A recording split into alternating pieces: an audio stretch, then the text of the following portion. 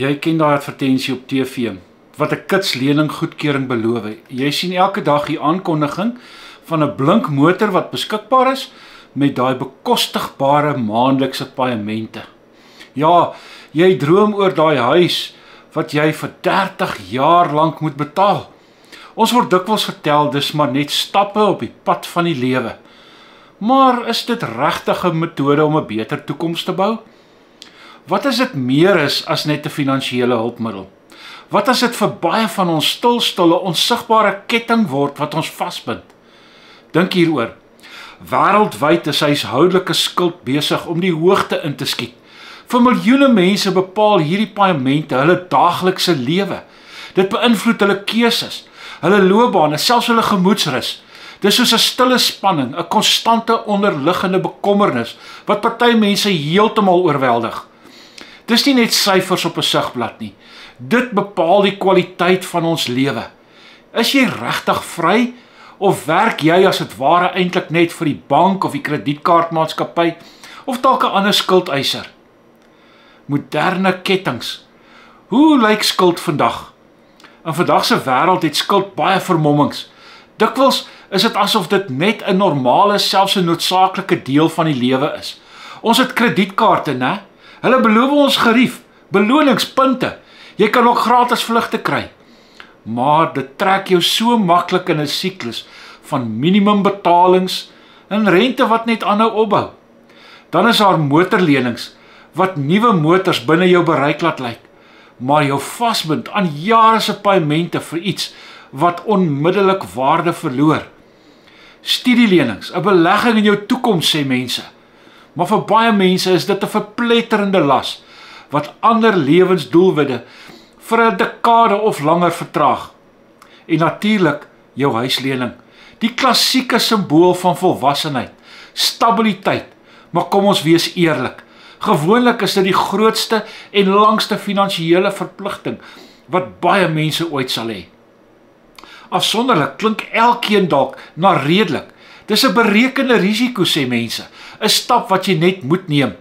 Maar as jy dit alles bymekaar sit en jy kry net 'n vreeslik ingewikkelde web van verpligtinge.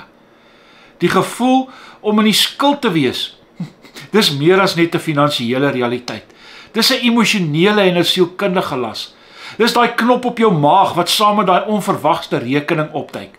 Dis die konstante gedagte om betaaldatums te onthou, om te sorg dat jou debietorders nie hop nie. Dis die onderliggende angstigheid dat jou inkomste nie regtig joune is nie.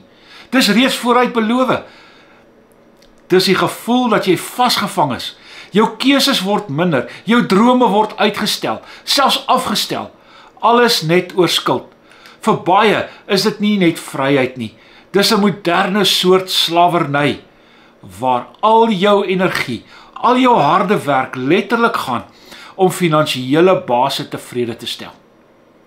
Antieke wysheid vir die moderne tye, ja, duisende jare terug, lank voor veranderde rentekoerse en digitale kredietgraderings eers iets was waaroor gepraat is, was daar 'n ernstige waarskuwing. Die Spreuke digter in Spreuke 22 vers 7 sê, die rykes heers oor die armes, en die een wat leen is die slaaf van die een wat uitleen. Dis nie net 'n ou wysheid nie, dis 'n insig oor hoe skuld regtig werk, 'n waarheid wat vandag nog ongemaklik naby aan ons huis kom. Toe dit geskryf is, het die Spreuke digter 'n baie duidelike magsverskil uitgewys. As jy geld gehad het, het jy mag gehad, en skuld het jou outomaties in 'n ondergeskikte posisie gesit. Ja, die skuldeiser kon letterlik die skuldenaar dwing om sy slaaf te word. Ja, vandag word mense nie meer letterlik slawe gemaak oor onbetaalde skuld soos in antieke tye nie. Maar die kern van hierdie slawerny is nog steeds daar. Die kettinge is dalk net nie meer so duidelik sigbaar nie, maar beslis nie minder bindend nie. Kom ons kyk hoe hierdie ou waarskuwing op jou alledaagse finansiële situasie van toepassing is. Daardie kredietkaart in jou beursie, die maatskappy wat dit vir jou gegee het, bepaal die rentekoers. Ja, hulle bepaal die fooie. Hulle bepaal die strawwe as jy nie betaal nie. Hulle maak die reëls. Jy's in hulle mag. Mis jy 'n betaling, het hulle die reg om jou kredietgradering te benadeel. wat ook kan beïnvloed as jy weer 'n lening wil hê. As jy 'n woonstel wil huur, of dit kan jou selfs benadeel as jy ander werk sou wou kry. Hulle kan jou ook vervolg vir wat jy skuld. Ekstra stres en druk op jou wat jy nie nodig het nie. Wie hou dan werklik die mag? Die uitlener. Hy heers. Dink aan jou motorlening of jou verband. Vir jare, dikwels dekades, is jy vas aan daardie paemente. Dit kan bepaal waar jy bly, watter werk jy moet doen, watter risiko's jy kan of nie kan bekostig nie. Die vrees om jou kar of jou huis te verloor is 'n konstante spanning wat jou groot lewenskeuses kan stuur. Ja, jy werk op 'n baie werklike manier, eers om jou skuld te betaal, voor jy jou eie drome kan werk. Ja, die een wat leen, is die slaaf van die een wat uitleen. Dit beteken daarom nie alle skuld is sleg nie, sê hulle. Maar op hierdie magswanbalans, as jy dit ignoreer, dan loop jy slawerny binne. Die wysheid van Spreuke 22 vers 7 sê, sien skuld as 'n bindende verhouding wat jou vryheid kan wegvat. Die slawerny waarvan Spreuke praat, is ook nie net geld wat hande verwissel nie. Dis 'n groot skuif in jou mag en onafhanklikheid. Ek het reeds daarop gewys dat as jy leen of skuld maak, maak jy 'n ooreenkoms waar die uitlener die reëls maak. Hulle die hefboom. En hierdie magsverskil is nie net 'n teorie nie. Dit kom na vore in praktiese, pynlike situasies wat ontstaan. Die sielkundige las van skuld is geweldig. Studie na studie en ook talle persoonlike getuienisse wys dat skuld een van die grootste oorsake van stres en angstigheid en selfs depressie is. Dis 'n konstante las, aanhoudende bekommernis. Dit steel jou vrede. Dit raak jou verhoudings en jou gesondheid. Dit is jou algemene welstand wat op die spel is. Die druk om by te bly by paemente bring slapelose nagte. Dit laat mense sleg voel oor hulle self, asof hulle misluk het. Dit is 'n integrale deel van wat slaaf beteken. Jou geestelike en emosionele en ekonomiese energie is vasgevang deur jou skuld. En buite die interne stryd is daar praktiese beperkings wat dit inhou. Jou loopbaankeuses. Dit is dikwels nie die passie of roeping wat dit bepaal nie, maar jou dringendheid om genoeg te verdien om skuld af te betaal. Jy sit dalk gestrand in 'n situasie wat jy nie kan verdra nie. Of jy moet jou drome van besigheidsavonture opgee, want die risiko is net te groot met jou skuldlas. Groot lewensdoelwitte, soos om met 'n gesin te begin, om weer te kan studeer of om te reis, of ander geleenthede aan te gryp, word uitgestel of selfs afgestel, want jou geld is reeds beloof aan skuldeisers. Nog erger, skuld kan jou vasvang in 'n bose kringloop. Een lening vir 'n noodgeval lei maklik na nog een, en as jou inkomste nie bybly met betalings en rente nie, dan is jy vasgevang. Verbruikersskuld met hoë rente soos kredietkaarte of mikrolenings is berig daarvoor om mense vas te vang. Jy voel jy hardloop op 'n trapmeel. Betaal net rente sonder om van die kapitaal ontslae te raak en werk jou dood sonder om vooruit te kom. Dis nie net vryheid waarna almal smag nie, né? Dit is 'n helder ego van daardie antieke waarskuwings.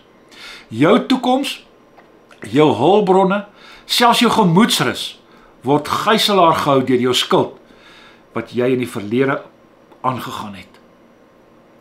Is alle skuld sleg? Dis 'n belangrike vraag wat ek en jy moet vra. Want hierdie waarskuwing in Spreuke 22 vers 7 gaan oor die ingeboude gevaar, die werklikheid wat skuld as 'n verhouding skep. Dis nie net 'n verbod op elke lening nie. Soms kan skuld, en ek sê soms, as dit regtig verstandig is, met baie omsigtigheid bestuur word, dalk 'n hulpmiddel wees om vooruit te beweeg. Dit bly egter gevaarlik. Kom ons kyk na 'n voorbeeld. 'n Huisverband op 'n bekostigbare huis, een wat jou nie finansiëel ooreis nie, kan dalk 'n wyse manier wees om baie jare te gebruik om bates op te bou, eerder as om te huur. Net so kan 'n besigheidslening wat geneem word met 'n goeie en duidelike plan om dit af te betaal, gesien word as 'n belegging veral as die inkomste wat jy genereer uit hierdie lenings se gebruik 'n baie beter opbrengs lewer as wat jy skuld moet betaal of dan nou rente moet betaal. Ja, dan moet ons ook vir mekaar sê, die kern hier is dit hang af van die soort skuld en die posisie waarin dit jou plaas. Die Bybel beklemtoon gereeld wysheid en sorg om met onnodige finansiële bande aan te gaan, moet ons vermy. Die belangrike vraag is, indien die skuld 'n werklik konstruktiewe doel dien, dan is dit sekerlik 'n moontlikheid. Is dit hanteerbaar sonder om jou te ooreis? Is daar 'n duidelike gewaarborgde manier om dit terug te betaal? Die oomblik wat daar nie 'n waterdigte plan is nie, is die skuld baie riskant. En is dit baie naby aan die slawerny waarvan Spreuke ons waarsku. 'n groot bekommernis, een wat finansiële kenners dikwels noem en waarteen die skrif ook waarsku, is verbruikersskuld. Dit is om te leen vir dinge wat waarde verloor of 'n leefstyl wat jy nie kan bekostig nie. Daardie goed wat jy koop op jou kredietkaart, wat jy opgebruik voordat jy eers jou kredietkaart betaal. Kredietkaarte vir impulsiewe aankope, goed wat jy nie regtig nodig het nie, lenings om luksehede te kry, daardie koop nou betaal later aanbieding van die vakansie. Dit alles lei maklik tot 'n skuldstruk. Hier raak die lener werklik die slaaf van die uitlener en hierdie dinamiek is skadelik. Moenie vergeet nie, die skrif beklemtoon ook die morele plig om terug te betaal. Psalm 37 vers 21 en ek parafraseer, die goddelose leen en betaal nie terug nie, maar die regverdige is barmhartig en hy gee. Dit wys hoe ernstig 'n skuldooreenkoms is. Dis 'n belofte. As jy leen, is jy verplig om terug te betaal. Daardie verpligting, as dit swaar is, maak net die gevoel van slawerny erger. Dit is 'n groot wysheid om jou skuldverpligtinge tot 'n minimum te beperk, sodat jy jou vryheid en integriteit kan behou. Nou kan jy vra, maar hoe maak ek? Wat is die pad vorentoe? Wel, as jy besef jy is vasgevang in hierdie ketting, is die heel eerste stap gedoen. Nou moet jy begin planne maak om dit te breek. As die beskrywing van skuldslaaf bietjie ongemaklik maak, as dit bietjie naby aan jou kom, is dit nie 'n lewenslange vonnis nie. Nee. Vryheid is moontlik en ek kan daarvan getuig. Maar dit vra 'n nuwe manier van dink en doelbewuste aksie van jou kant af. Die reis begin met 'n verandering in jou denke. Jy moet skuld begin sien nie as 'n finansiële hulpmiddel nie, maar deur die lens van Spreuke 22 vers 7. Iets wat jou maklik kan vasvang, omdat dit 'n verbintenis is. Hierdie besef is kragtig. Dit verander jou van 'n passiewe speler tot iemand wat aktief werk vir hulle vryheid. Vanuit hierdie nuwe manier van dink kom daar 'n paar beginsels vir finansiële vryheid na vore. Beginsels wat jy in die Bybel en in gesonde finansiële raad kan vind. Vermy onnodige skuld. Vra jouself elke keer as jy skuld oorweeg, is dit regtig nodig? Is daar 'n ander manier? Kan ek spaar daarvoor? Jou standaard moet wees om skuld te vermy, tensy dit regtig noodsaaklik en strategies is. Baie keer is dit ons leefstylkeuses wat ons in skuld laat beland. Dan, die tweede stap is om met finansiële dissipline te leef. Dit beteken, maak 'n begroting. Hou jou uitgawes dop en leef binne jou vermoë. 'n Begroting is nie 'n beperking nie, dis beheer. Jy vertel jou geld waarheen om te gaan. Dis nie dat jy wonder waarheen dit gegaan het nie. Dit help jou om weg te beweeg van skuld. Dit kom jou by 'n punt bring waar jy vryheid najag. Die derde stap is om weg te skraal van 'n verbruikersgelewe leefstyl. Ja, tevredenheid. Moderne skuld is dikwels die gevolg van 'n konstante begeerte na meer of beter. Die nuutste goed, die groter huis, die blink motor. Die Bybel praat dikwels oor die krag van tevredenheid. Kyk maar na Filippense 4 vers 11. Leer om gelukkig te lewe. Wees rustig met wat jy het. Moenie in die versoeking val om te leen om dinge te kry wat jy nie regtig nodig het nie. Die volgende stap is om wat die Bybel noem 'n rentmeester te wees. Beskou jou hulpbronne, hoe min dit ook al is, as iets wat jy namens God bestuur, vir 'n groter doel. Dit verander jou prioriteite. Dit help jou om verantwoordelik met geld om te gaan, eerder as sommer net impulsief te spandeer. Soek wysheid by ander finansiële hulpmiddels. Ja, finansiële raadgewers. As jy 'n groot besluit wil neem, bid vir leiding. Moenie net impulsief iets doen nie. Gaan ook na betroubare finansiële raadgewers wat die Bybelse bronne gebruik om vir jou raad te gee. Jy het nie nodig om alleen alle groot besluite te neem nie. As jy reeds in die skuld is die pad na vryheid om 'n deeglike terugbetalingsplan te maak en uit te voer. Strategieë soos skuld sneeubal, die kleinste skuld eerste en dan elke keer die volgende totdat dit klaar is, of die skuldgletser metode waar jy begin met die hoogste rente en dan elke volgende ene afwerk. Dit verg dissipline. Dit verg opoffering. Dis 'n langtermynplan. Maar elke skuld wat jy afbetaal is 'n ketting wat gebreek word en dit motiveer jou vir die volgende. Dis nie 'n kitsoplossing nie, maar 'n totale herbeskouing van jou verhouding met geld en skuld. Dis 'n reis van slaaf tot rentmeester, vry om jou doel te leef, nie net jou plig nie. Ek wil jou vra, neem 'n oomblik en wees eerlik met jouself oor jou verhouding met skuld. Voel jy die gewig van hierdie kettings? Hoe beperk jou finansiële verpligtinge jou vryheid? Hoe bepaal dit jou keuses? Ek nooi jou uit om jou gedagtes of ervarings in die kommentaar te deel. Wat beteken Spreuke 22 vir jou? Watter stappe neem jy of dink jy aan om te neem om jou finansiële vryheid terug te kry, om uit hierdie bande van slawerny te kom? Jou storie kan iemand anders inspireer. As jy wil begin werk aan jou skuld, as jy wil 'n begroting doen, ek het 'n baie lekker hulpmiddel wat ek graag met jou deel. Sien die skakel in die beskrywing nou in die video en ek deel dit graag met jou. As jy die boodskap met jou gespreek het en jy lus is om meer insig oor geloof, finansies en ware vryheid te kry, oorweeg om hierdie kanaal in te teken. As jy iemand ken wat vasgevang is, wat in skuld vas is, deel gerus hierdie video met hulle. Dikwels is die eerste stap om die probleem raak te sien. Daai lokstem van maklike krediet en die feit dat skuld so normaal geword het in ons samelewing, maak ons blind vir hierdie baie ou waarheid. Die lener word die slaaf van die uitlener. Spreuke 22 vers 7 is nie net 'n gesegde nie. Dis 'n kragtige lens om jou en my finansiële lewe mee te evalueer. Dit roep ons om te sien dat kredietkaartstate, lenings en verbande meer as net papierwerk is.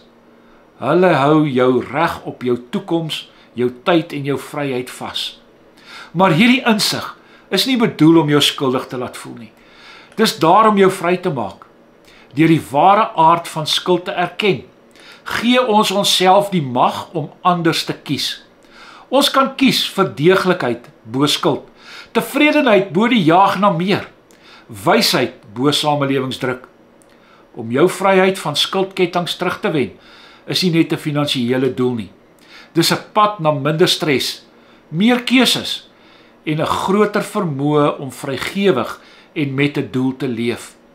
Dit vra opoffering en dissipline, maar die vryheid wat wag, die vryheid om 'n skuldslaaf nie meer te wees nie, is meer werd as wat woorde kan sê. Dis moontlik en alles begin deur hierdie antieke, maar ongelooflik relevante waarskuwing te verstaan.